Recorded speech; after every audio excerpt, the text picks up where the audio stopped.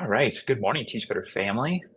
Ray here, it's in the house as we just got done with a fantastic and super long conversation. And we actually went beyond the time this morning, Ray, on this topic. So it was pretty fun to see everyone. We had a big group this morning talking about politics of being in the middle. And this topic came from our Facebook group. So if you are watching and haven't joined, make sure you jump in there. We are this month taking suggestions for topics. We're not doing like an overarching topic for the month. We are trying to pinpoint different things that are occurring on the campus and in your district. And today, this topic was like the highest voted one on Facebook. It's I think it crazy. was great because it was November 7th and a number of different states had elections. So talking about being, politics of falling in the middle, I mean, this was really in line. So thank you to our community for making that magic happen. Well, it was funny because we did talk about politics and voting and what's going on in districts. Some people have PD days today due to voting and what's going on campuses. So it was a perfect transition. And Ray, you learned quite a bit about just the voting process this morning. I did. I have to tell you, friends, if you have not tuned in to an admin mastermind, I highly suggest it because every week's different. There's always different people there. It feels like there's hundreds of administrators that keep this on their calendar and pop in when it's most convenient for their schedule, which is absolutely the vibe. We all adopt that mentality. But today specifically, I learned more in the first 6 minutes about voting in the United States than I ever had before. And it wasn't a conversation of who to vote for. It was not like a political debate. It was just facts, really interesting information about poll stations. I mean, usually the first 10 minutes are just goofing around and catching up and intros. And shout out to Alex Valencic and all the other amazing educators that taught me about polling stations today. I will forever be changed. That's awesome. Yeah, there Yeah. was a lot of fun information. And so, like I said, it kind of led to the first question. So, Ray, I asked just for specific situations of what's going on campuses and districts as far as directives or initiatives that are being led, and just kind of the perspective of teachers and staffs on a campus. Because as we know, sometimes we get these top-down initiatives from district leaders, and sometimes there's support, sometimes there's not. And then there's also, the perspective of teachers, and obviously they have a lot on their plate, and sometimes they agree wholeheartedly, and sometimes they don't. And so, as a building leader, you have to kind of navigate between the two. And so, do you just mind sharing kind of the concerns that were brought up from the group? Yeah, no, I loved this conversation. I think it took us a lot of different directions because we not only were talking about being relatively stuck in the middle when there's a decision that you are hearing from the top down, but also need to implement as an incredible leader inside your building for your staff, but also the concept of what are those initiatives and do we even agree with them as a group? So I got a lot out of that conversation. The one thing I'd love to hear from you though, Josh, is with your role having been in this circumstance probably too many times to count, did you feel like there was a suggestion that you felt most connected to with your background?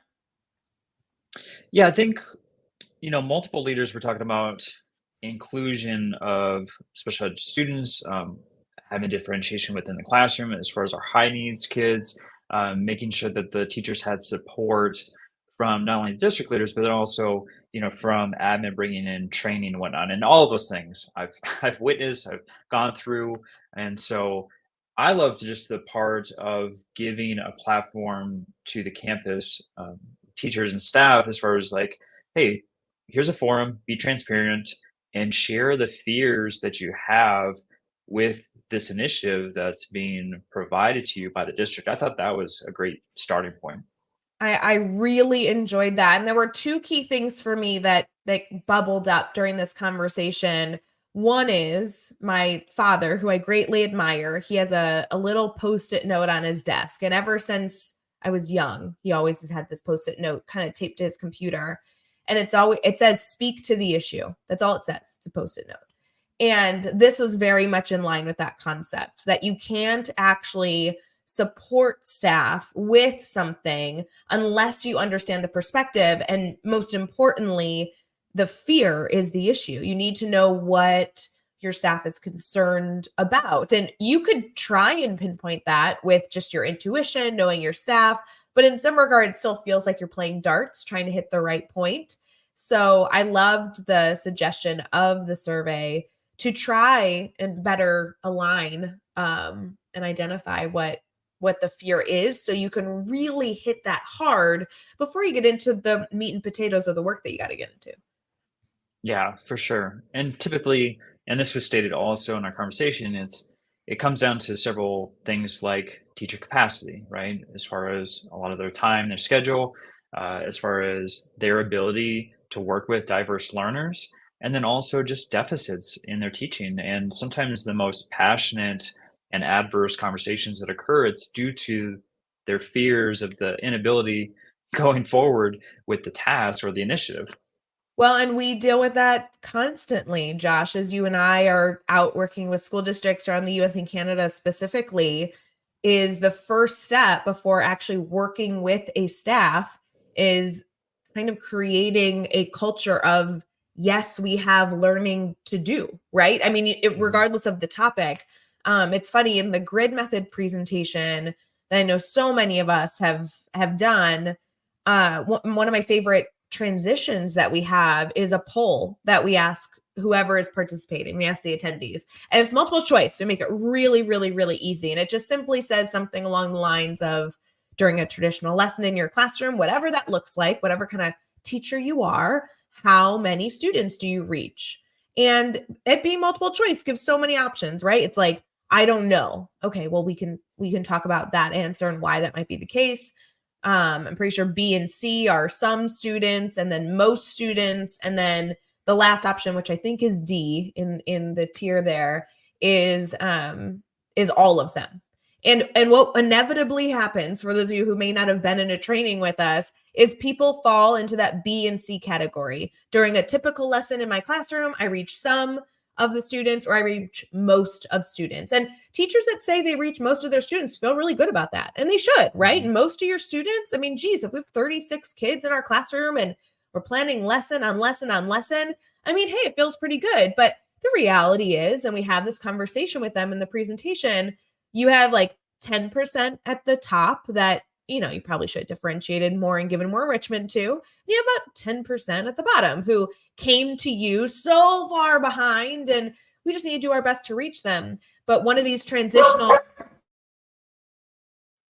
sorry, I got dogs barking. I apologize. But one of these transitional moments then is the conversation around, as I'm losing my train of thought, is we didn't agree to be B minus teachers, right? I didn't Yep. agree to only reach 80% of my learners and consider that a success. So sorry for the dog interruption, but it was interesting to have that conversation about having those kind of outlier students and not necessarily accepting the fact that we may not be servicing them well day to day.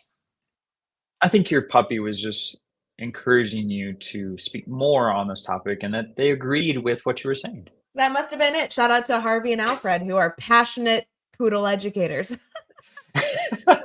Well, they were in attendance for the admin mastermind also. So, They no, were. I think what was discussed, I think Chad Strowski was talking about this, very similar to what you're saying, Ray, is just not teaching to the middle, right? That's kind of where we land as teachers typically, and that's not what we should be doing each day. I know the grid method obviously allows that where you're hitting all learners. And I don't know if you want to speak on that, Ray, or not, but I know that's, what you're doing constantly. You were just in California the other day, but just working with teachers to help them understand that, you know, we do have diverse learners. We have people all over the spectrum and we can't just go right down the middle. Well, and I think that, I could sit here and of course preach the grid method, friends. If that's anything you ever want, I mean, hit me up on social media. But the reality is I don't care what framework you use. I don't care if, Yep. you find something that looks better, feels better, supports a teacher better. To me, that's a huge win. Here are the basics. You want to make sure that when a teacher is struggling and has identified a learning gap, that we give them as much support as possible. And what I personally just enjoy about the grid method, having been that teacher and work with those teachers daily, is that I like that the grid word's a framework. The grid method's a framework. So it gives this sense of of kind of like parameters that exist in place. And then as you move throughout the framework and get to know it better as an educator, there's so many rules that can be broken, which fosters so much creativity and innovation and allows for the teacher personality to come forward. So trying to find some sort of system, whatever that is for you, or if you find something else, that's great. Although I love the grid method, but finding something that gives your teachers some comfort, some security, and then as they master that skill, loosening up and ensuring that their teacher personality and their teacher, the passions that they love, the reason they became an educator don't go away because you gave them too much of a restrictive format.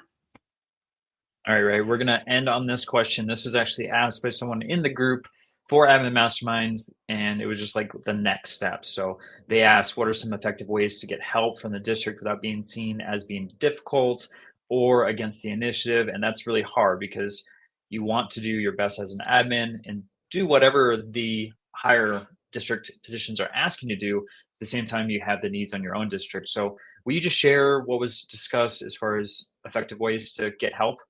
No, because you were so much better at this question. Don't throw this at me. We want to hear your thoughts on this. I knew that you were going to throw this one at me. And this is something that I knew you knew how to answer. If you're in the audience right now, either you're watching on YouTube or you're listening on Teach Better Talk podcast, we need a little shame on Josh. He's throwing me a question. He actually did a great job supporting an admin mastermind. Josh, this one's all you. Okay, well, you also experienced this because Katie also chimed in, but being the beta group, right? So being the admin and the leader that gets ahead of the initiative. So we tried to do this.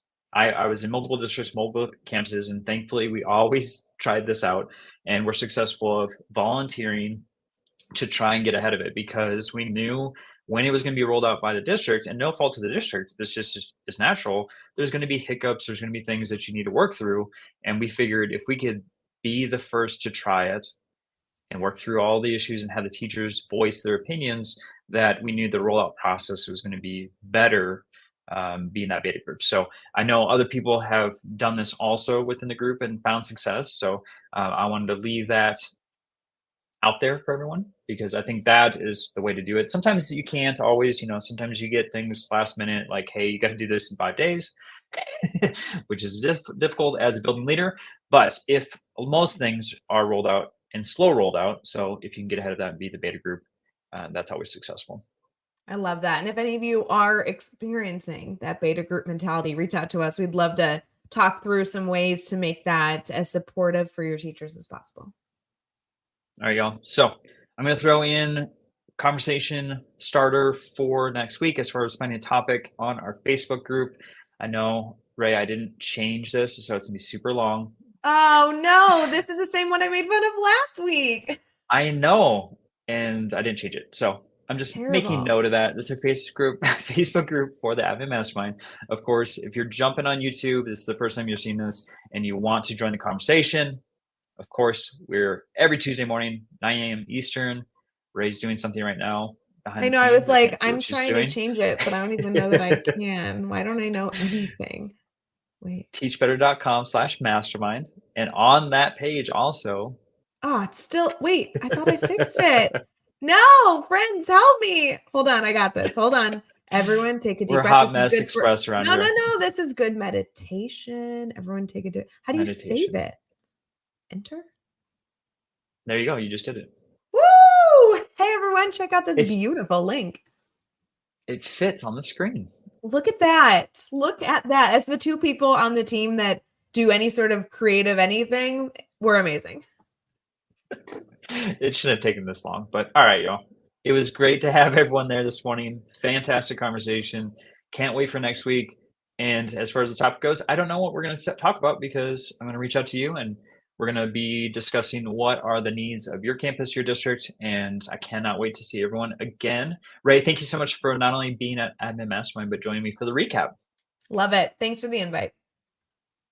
All right, y'all. Have a good week.